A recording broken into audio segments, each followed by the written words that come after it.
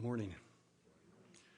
I'm aware of the positive regard here and now, and like David, thank you for your presence and for your goodwill. The parts of me that are open and humble greet the parts in you that are accepting and discerning. The parts of me that are insecure and arrogant greet the parts of you that are conflicted, yes, but forgiving and gracious. And I know that like me, you have experienced joys and pain, loss and successes. And any of you who are sad or lonely, may you experience connection and warmth this morning. Any of you declining or abiding with one whose life is ebbing away, may you receive what you need this day. Let us be at peace with each other, for our peace individually and collectively emanates into our families, relationships, our communities, and in this country and world. And I'm grateful to be with you this morning, veteran and newcomer alike, you who are assured and searching, those of you restless or confident.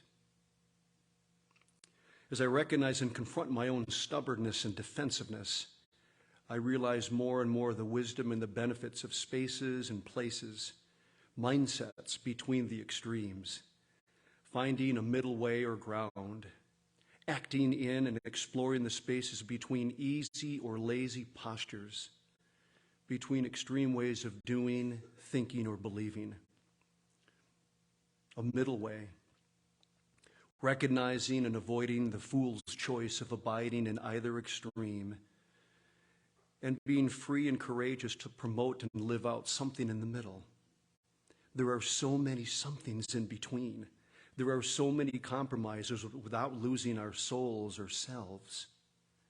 There are so many options between the dogmatic, lazy simplisms of our time.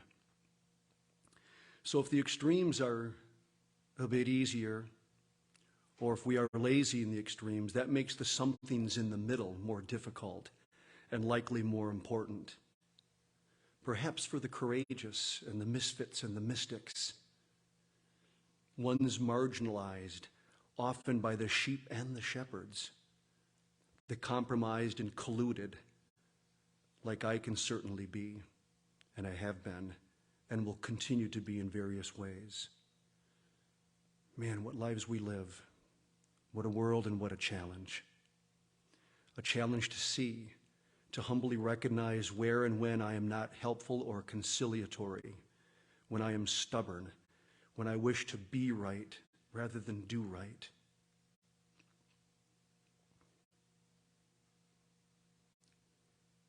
A challenge to love and to live and lead in such a way as to evidence or manifest a something in the middle, perhaps something unpopular, but perhaps attractive too.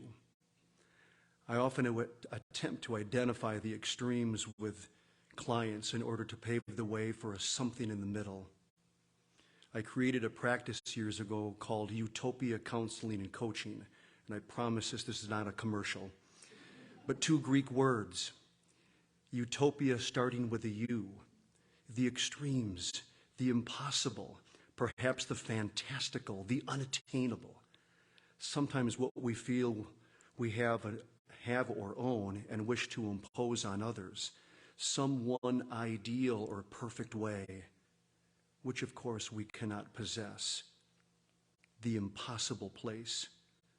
Then utopia starting with an E, that which is possible, the place in between, the beautiful place, the something or somebody in the middle, perhaps a middle way, perhaps difficult to work toward, but possible and edifying and unifying, perhaps the salve of the world, the achievable and beautiful places in the middle. So we operate and risk in the middle place or path as we gather now, as ordinary ones, yet as emerging misfits, mystics, and saints. Let our thoughts be positive and open, for they eventuate into our words. Let our words be edifying and uplifting, for they bring out habits and patterns. And let these habits be balanced and generous and commonsensical, for they help forge character. And let this character or disposition or personhood be examined and enhanced, kind and winsome, for this culminates in legacy and that which inspires and strengthens now as we live and decide in the middle and beyond our last breath.